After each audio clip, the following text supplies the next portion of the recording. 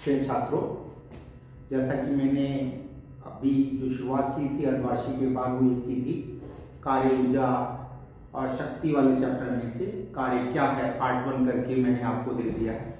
आज उसी श्रृंखला में आगे बढ़ेंगे।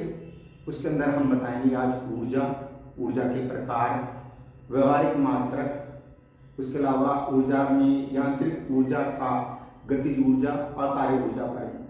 देखिए, वर्क एनर्जी थ्योरम, कार्य ऊर्जा प्रमेय, कोई भी स्कूल हो, कोई भी बोर्ड हो, ये प्रश्न लगभग हर कॉलेज में पूछा जाता है।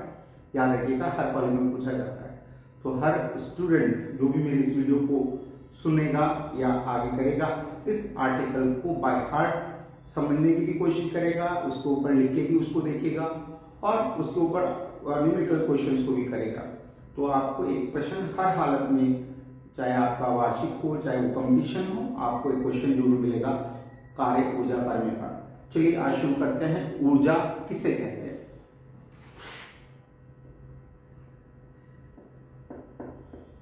ऊर्जा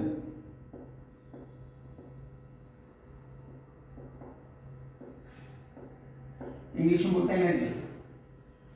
और डेफिनेशन देखेंगे तो क्या है?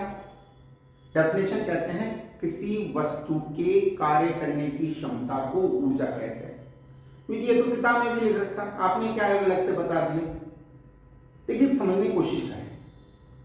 फॉर एग्जाम्पल, आप किसी दिन कॉलेज गए, उस दिन कॉलेज में जरूरत से ज्यादा काम हुआ, यानी आपकी टोटल एनर्जी ड्रेन हो गई वहां पर, यानी टोटल तरीके से आप मानसिक और शारीरिक रूप से थक गए और घर आए, और घर आते ही माता जी ने कुछ काम बता दिया कि बेटा ये करके लेके आओ, और आपका जवाब क्या होगा? भाई कुछ खिला दो, उसके बाद देखूंगा ये काम, खाने से पहले तो मैं हिलूंगा भी नहीं। तो कहने का क्या मतलब? पूरे दिन में जो ऊर्जा आप सुबह लेके गए थे वो खर्च हो चुकी, यानी आपकी कार्य करने की क्षमता अब शून्य है। कुछ लेंगे किस रूप में? खाने के रूप में या किसी चीज के रूप में।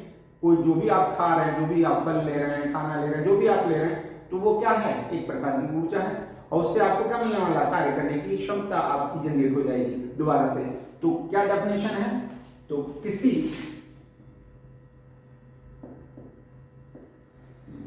वस्तु के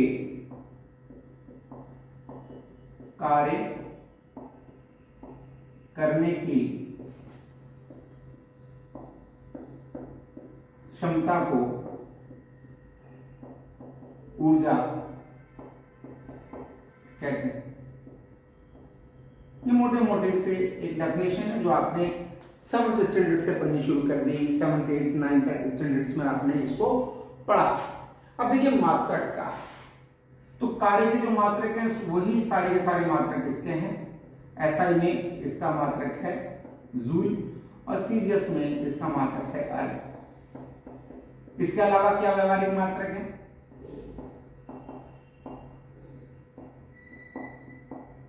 लेकिन यहां पर भी क्वेश्चन आ जाता है कैलोरी,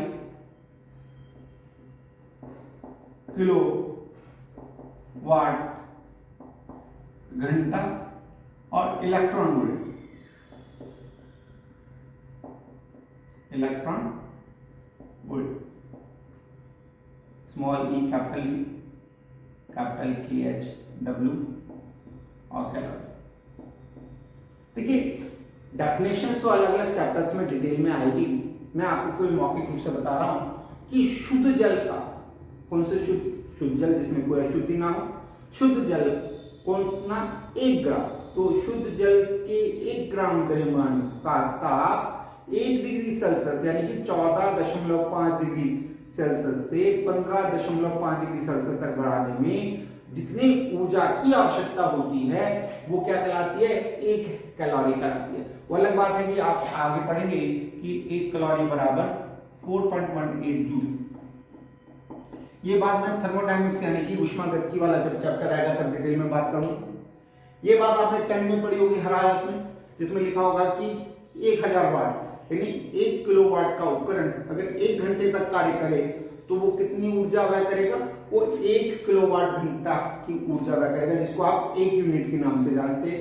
1 BTU ब्रिटिश यूनिट होती है यहाँ पर 1 किलोवाट घंटा।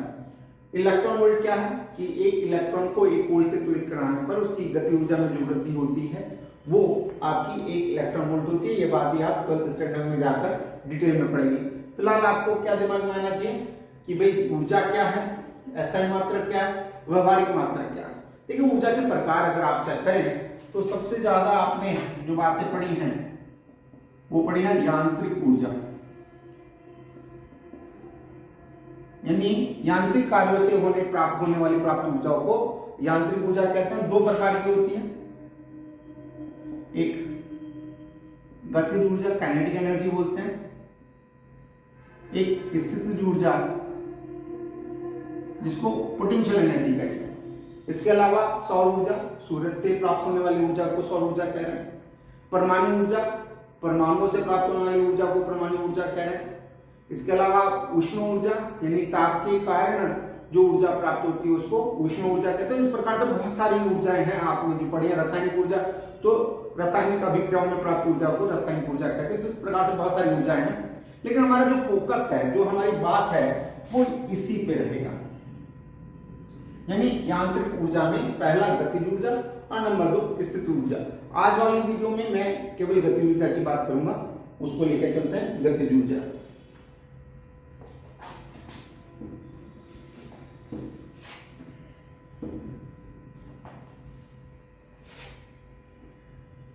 देखें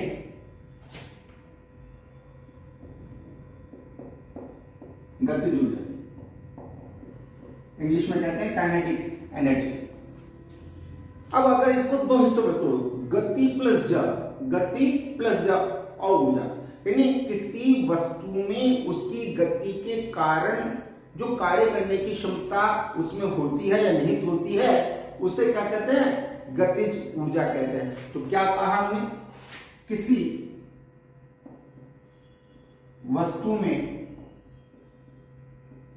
उसकी गति के कारण जो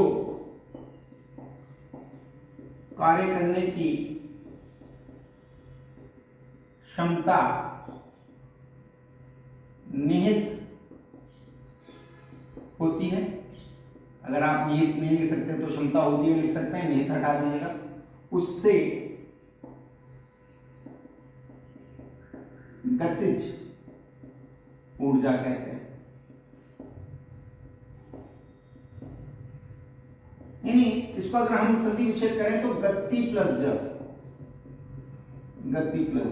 गति के कारण, यानी कि कोई वस्तु विराम अवस्था में, विराम अवस्था से उसे v वेग तक लाने में जो कार्य करना पड़ेगा वो उसकी गति ऊर्जा होगी, या वो गतिशील अवस्था में है उसको विराम अवस्था में लाने में जो कार्य करने की जो मापन होगा वो गति ऊर्जा की माप होगी। यानी कि कहने का क्या मतलब है, विराम अवस्था से v गति तक यानी v वेग तक लाने में जो गति लाने में जो कार्य करना पड़ा, जो कार्य हुआ वो उसकी गति ऊर्जा है।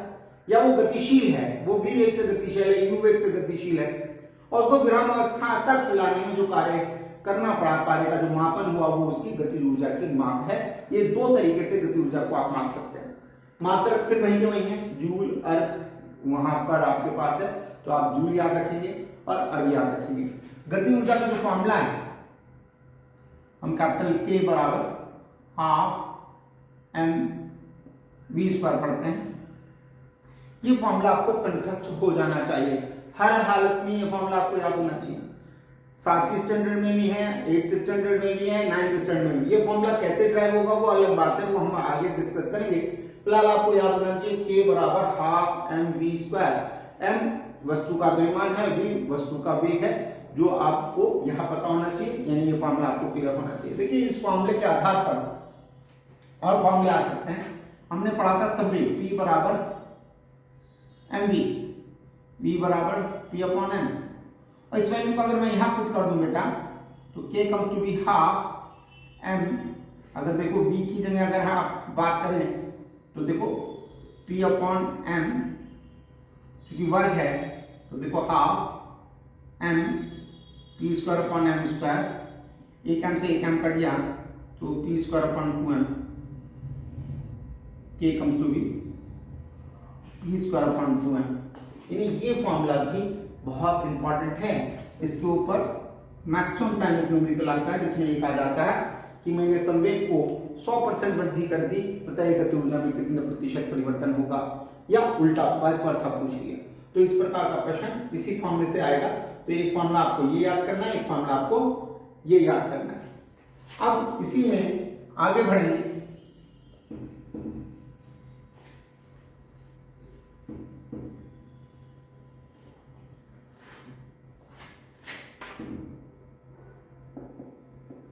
कार्य ऊर्जा फलन क्या कहता है? किसी वस्तु पर कार्यरत या कार्य करने वाले कार्यरत नेट बल के द्वारा किया गया कार्य उस समय अंतराल में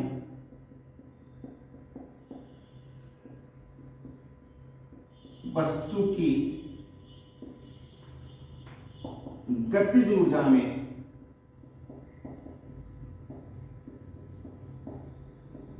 परिवर्तन के बराबर होता है। बहुत इंपॉर्टेंट डेफिनेशन है, हर बच्चा याद करेगा। क्या कहा मैंने? किसी वस्तु पर कार्यरत, देखिए कार्यरत नेट बल के द्वारा किया गया कार्य उस समय अंतराल में वस्तु की गतिज ऊर्जा में परिवर्तन के बराबर होता है। अगर इसको गणितीय रूप लिखना है तो W बराबर डेल के। ये अब देखिए इसका प्रूफ क्या है। इसके प्रूफ को दो तरीके से हम डिस्कस करेंगे। एक वस्तु पर नियत बल लग रहा हो तब, और एक जब परिवर्ती बल लग रहा हो तब। ये दोनों बात मैं पहले भी डिस्कस कर चुका हूं। नियत बल मतलब जिसका परिमाण और दिशा कैसी रहे, कांस्टेंट रहे समय के साथ, और परिवर्ती बल में दोनों क्या है, बदल रही हो या कोई एक चीज बदल रही हो तो वो क्या हो जाता है, परिवर्ती बल हो जाता है। मैग्नीट्यूड चेंज हो रहा हो, दिशा बदल रही हो तो वो कैसा बल हो जाता है, परिवर्ती बल होता है। तो पहले बात करेंगे नियत बल की और फिर बात करेंगे परिवर्ती बल की। अब आप देखें यहां पर, आप इसका स्क्रीनशॉट ले लें। मिसाल से स्क्रीनशॉट ले लिया होगा आप लोगों ने, ठीक है। बढ़े आगे।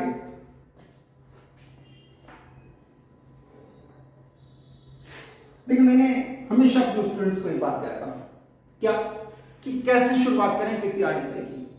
देखिए यहां पर आपको प्रूफ करना है W बराबर डेल के, ठीक है। W क्या है, कार्य। अब कार्य का फॉर्मूला आपने क्या पढ़ा, अगर आप ध्यान दें तो आपने जो प्री रिक्वेस्ट है आपका, आपने पढ़ा W बराबर F factor dot S factor या एफ एस कॉस थीटा। अब कोई टीचर इसको एस की जगह एक्स लिखवा दे, डी लिखवा दे, वो अलग अलग चीज हो सकती है। मैंने एस लिया तो मैंने एस बताया। आपको और क्या पता है, एफ बराबर एम ए, यानी कि न्यूटन का द्वितीय नियम, जो आपको क्लियर होना चाहिए इसके अंदर। और गति की दूसरी समीकरण या तीसरी समीकरण, तो याद रखिएगा तीसरी समीकरण, v स्क्वायर बराबर u स्क्वायर प्लस 2as। अब गतिज ऊर्जा का फॉर्मूला आपने पढ़ा है हाफ एम वी स्क्वायर। ये इसके प्री रिक्वेस्ट है जो आपको पता होने चाहिए। अगर ये आपको पता है तो देखिए कैसे आप इसको लेके चलेंगे वो समझिए। माना एक वस्तु है m द्रव्यमान की है, उसके ऊपर आपने एक नियत बल F लगाया। उस बल के कारण वस्तु बल की दिशा में s दूरी विस्थापित हुई और उसका वेग u से बढ़कर v हो गया। यानी उसका वेग u था और u से बढ़कर v हो गया। इसी बात को मैं लिख रहा हूं, देख लीजिएगा। माना स्मॉल m द्रव्यमान की वस्तु पर एक नियत बल F लगाने पर वस्तु बल की दिशा में नियत त्वरण A के अंतर्गत S दूरी चलती है और उसका वेग U से बढ़कर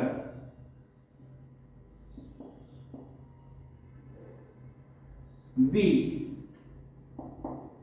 हो जाता है। जो बात मैंने अभी आपको बोली वही बात मैंने अभी तक लागू से लिखी है। अब आप चेक करें ये रिक्वेस्ट। अब आप देखो बल और बल की दिशा में, देखो वस्तु बल की दिशा में नियत त्वरण A के अंतर्गत S दूरी तय करती है। यानी बल F और S के अंदर जो कोण हुआ थीटा वो कितना हुआ, 0 हुआ। तो आपके पास W बराबर आया Fs cos 0 Fs समीकरण 1, क्योंकि बल व विस्थापन की दिशा समान है, थीटा बराबर 0। तो थीटा 0 क्यों आया, बात समझ आ गई, समीकरण 1 क्लियर हो गई। न्यूटन के द्वितीय नियम से आपने क्या पढ़ा, F बराबर m। आप इस वैल्यू को कहां रख सकते हैं, समीकरण 1 में रख सकते हैं। 2 का मान 1 में रखने पर क्या आ गया, W बराबर आ गया MAS, समीकरण 3 आ गई। ठीक बात है। गति की तीसरी समीकरण से अब देखो फॉर्मूले में V ही है, क्योंकि अंतिम वेग V है, प्रारंभिक वेग V है, तो U की जगह U ही है 2AS। किसी को कोई डाउट यहां पर, यानी कि यहां पर ही आ गया। अब आप क्या कर सकते हैं, V² माइनस U² बराबर 2AS। कोई डाउट यहां पर आपको। अब आप क्या कर सकते हैं इसमें, अब आप देखें अगर मैं यहां पर हाफ m से गुना कर दूं, क्या कर दूं, समीकरण 4 को m/2 से गुना करने पर तो क्या चीज आई बेटा, मैंने देखो इससे क्यों किया, कि मुझे ये मान तो दिखाई दे रहा था, इसमें ये मान नहीं दिखाई दे रहा था। तो इसको लाने के लिए मैंने यहां पर m/2 से गुना कर पूरी समीकरण में। तो देखो mv²/2 mu²/2, देखो इसमें भी करूंगा तो इसमें भी करूंगा और इसमें भी करूंगा, यानी m/2 गुना 2AS। इससे ये कट गया। अब आप देखो ये काइनेटिक एनर्जी फाइनल है, यानी कि अंतिम गतिज ऊर्जा, ये प्रारंभिक गतिज ऊर्जा, और ये आ गया MAS। और समीकरण 3 से MAS क्या है, W है, तो KF minus KI comes to be W, और आप लिख सकते हैं डेल K बराबर W।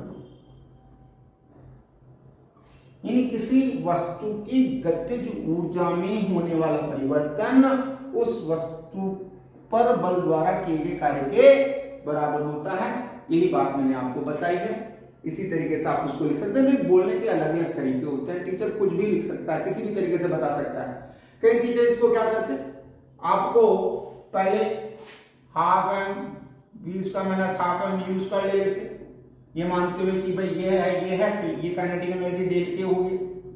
उसके बाद आप क्या कर लेते, आप फिर इस फॉर्मूले का इस्तेमाल कर लेते और फिर इनकी वैल्यूज को पुट कर यहाँ पर यही वैल्यू ले आते और W बराबर कर लेते। तो घबराने की जरूरत नहीं है। अगर आपको मेथड मेरी जगह आपके टीचर का, क्लास टीचर का आसान लगता है या सब्जेक्ट टीचर का आसान लगता है, तो वो आप उसी हिसाब से उसको पढ़ सकते हैं। मैंने जो तरीका बताया बहुत आसान है, बिल्कुल प्री रिक्वेस्ट। आपको अगर क्लियर है तो आप इस आर्टिकल को आराम से पढ़ सकते हैं। तो ये कार्य ऊर्जा पर में हर हालत में हर बच्चा इसको याद करेगा, लिख के देखेगा और मैं उम्मीद करता हूँ आप लोगों ने स्क्रीनशॉट ले लिया। मैं फिर से आपको 30 सेकंड दे रहा हूँ स्क्रीनशॉट लेने के लिए, और फिर बात करेंगे परिवर्ती बल की।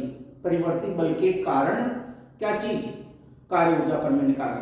और ये देखिए जो कॉलेज के स्टैंडर्ड्स अच्छे हैं, अच्छे इन सेंस कि वहाँ पर हाई स्कूल के अंदर जिन बच्चों के 70-80% मार्क्स हैं उन्हीं के एडमिशन होते हैं, तो वहाँ पर थोड़ा सा जो शिक्षा की गुणवत्ता होती है वो ऊपर की तरफ चल जाती है। कंपटीशन के लिहाज से भी आपको याद रखना है परिवर्ती बल के अंदर। देखिए रिजल्ट तो यही आने वाले हैं, रिजल्ट में कोई अंतर नहीं है, लेकिन इसका डेरिवेशन का तरीका बदल जाता है। अगर आपसे पूछा कार्य ऊर्जा पर में क्या सिद्ध कीजिए, और ये मेंशन ही नहीं करता कि नियत बल है परिवर्ती बल है, तो आप किसी भी मेथड का इस्तेमाल कर सकते हैं। लेकिन यदि वो कहता है नियत बल है तो आपको यही करना पड़ेगा, और अगर वो लिखकर परिवर्ती बल के लिए निकालिए, स्थापना कीजिए, तो फिर आपको वो तरीका इस्तेमाल करना पड़ेगा जो मैं अब आपको समझा रहा हूं। तो याद रखिएगा उसको करने का तरीका क्या है।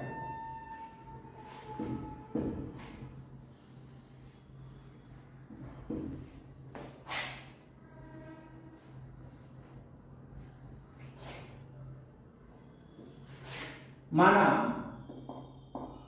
स्मॉल m द्रव्यमान की वस्तु पर एक परिवर्ती बल F लगाते हैं, जिससे वस्तु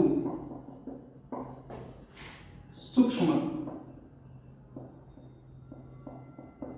समांतराल dt में ds सूक्ष्म दूरी विस्थापित होती है। ठीक है, आप देखेंगे मैंने dx को सूक्ष्म लिया, क्यों लिया, यानी ये इतना छोटा है कि उस दौरान में बल का मान बदलना नहीं। फिर से अपनी बात बता रहा हूं, देखिए जो फॉर्मूले हमने यूज किए अब बराबर है में या v स्क्वायर बराबर u स्क्वायर प्लस 2h, हो तो यहां लगा ही नहीं सकते क्योंकि परिवर्ती बल है, वो तो एक नियत त्वरण के अंतर्गत वस्तु गति करती है, तो यही आप गति की वो 3 समीकरण इस्तेमाल कर सकते हैं। तो जब भी परिवर्ती बल आए तो हम इतना छोटा समय अंतराल लेते हैं कि उसमें जो भी विस्थापन हो रहा है उस दौरान में वो बल जो बदल रहा है उसका मान लगभग हम नियत मान लें। तो वो बात आपको दिमाग में कंसीडर करके चलिए। अब इसके अंदर किया गया कार्य कितना होगा, तो dw बराबर क्या हो गया F ds, और कैसे, इसी के अंदर अगर आप बात मान के चलें बल की दिशा में, बल की दिशा में यानी कितनी विस्थापित होती है, बल की दिशा में विस्थापित होती है, यानी कि cos 0 का मान आपने क्या ले लिया, थीटा का मान 0 आ गया और cos 0 का मान 1 ले लिया, यानी F ds समीकरण। अब आपके पास क्या है, F बराबर है में, ठीक बात है, ये मान मैं यहां रखूं तो MAds समीकरण। अब हमने क्या पढ़ा है, A बराबर पढ़ा है तत्कालिक में dv/dt, तो आपके पास क्या होगा dw बराबर m dv/dt ds, और आपने पढ़ा v बराबर ds/dt, तो dw comes to be m। देखिए इसकी जगह मैंने v लिखा और dv मैंने बाद में ले ली, समीकरण 3। अब आप देखें यहां पर क्या हुआ कि u वेग से v वेग प्राप्त करने में कुल कार्य, तो w बराबर u से कहां तक प्राप्त किया, v वेग प्राप्त किया, तो इसका समाकलन कर लिया आपने। अब समीकरण 3 से मान रखा, तो देखो समाकलन लिखने का तरीका क्या होता है, जैसे आप s बनाते हैं उसको थोड़ा सा बड़ा करके बना लें। अब इनिशियल यानी कि लोअर लिमिट, अपर लिमिट और dw का मान समीकरण 3 से रखते हैं mv dv। अब m कांस्टेंट है, भाग ले लिया, ये u है, ये V है, ये V dV है, ये W। बहुत इंपॉर्टेंट बात बता रहा हूं आपको, समाकलन का फॉर्मूला है x की power n dx, x n+1 upon n+1 और n is not equal to -1, ये फॉर्मूला होता है। ये फॉर्मूला आपको कंठस्थ करना है। अगर ये फॉर्मूला आपको याद है तो आप इस लाइन में आ सकते हैं। कैसे? देखो आपके पास क्या है, V है, n की जगह 1 है और dV, तो V 1+1 अपॉन 1+1 यानी कि V² अपॉन 1। यानी ये एक तरीका है करने का, जो मैं यहाँ पर डायरेक्ट कर रहा हूँ। m V 1+1 1+1, अपर लिमिट V है, लोअर लिमिट U है। अब अगली लाइन में क्या आ जाएगा, m V² upon 2, upper limit V है, लोअर लिमिट U है, तो W comes to be m। देखिए अपर लिमिट रखते हैं तो V को V रिप्लेस करेगा तो V ही रहेगा, और लोअर लिमिट रखते हैं तो माइनस लगाते हैं, याद रखिएगा, लोअर लिमिट रखते हैं तो माइनस लगाते हैं, तो माइनस, और लोअर लिमिट रखते हैं तो V की जगह U रखें, तो आपके पास W बराबर mv² माइनस mu²/2। तो ये कितना आ गया बेटा, W बराबर kF माइनस ki W/Δk। यानी ये आ गया आपके पास परिवर्ती बल के द्वारा कार्य ऊर्जा प्रमेय कैसे आपने प्रूफ करी, वो चीज आपके सामने आ गई है। इसके अंदर दो बातें आई हैं, समाकलन की बात आई है या अवकलन की बात आई है। तो ये एक अलग से वीडियो बनाऊंगा जिसमें समाकलन और अवकलन की बेसिक बुनियादी अभिधारणा आपको सामने रखूंगा। फिलहाल हम जो बात करेंगे अभी उसमें इसी संदर्भ में बात करेंगे, स्थित ऊर्जा क्या है और ऊर्जा का यांत्रिक ऊर्जा संरक्षण नियम क्या है, इसी संदर्भ में और आगे बढ़ेंगे। तो आज वीडियो को यहीं समाप्त कर रहा हूँ। स्वस्थ रहिए, मस्त रहिए। देखिए नया कोरोना का वायरस जो इधर उधर मिल रहा है, उससे बचने का उपाय सरकार के पास नहीं है, हम सबके पास है। हम लोगों को ही वो फॉलो करना है, तो ही हम सब बचेंगे। वो क्या है, 2 गज की दूरी, मास्क से जरूरी, यानी मास्क लगाएंगे, 2 गज की दूरी रखेंगे, हाथ सैनिटाइज करेंगे, सोशल डिस्टेंसिंग का पालन करेंगे। इन सब नियमों का अगर आप पालन करेंगे तो आप स्वस्थ रहेंगे, मस्त रहेंगे। इसी शुभकामनाओं के साथ आज का वीडियो अपनी वार्ता का विराम करता हूं।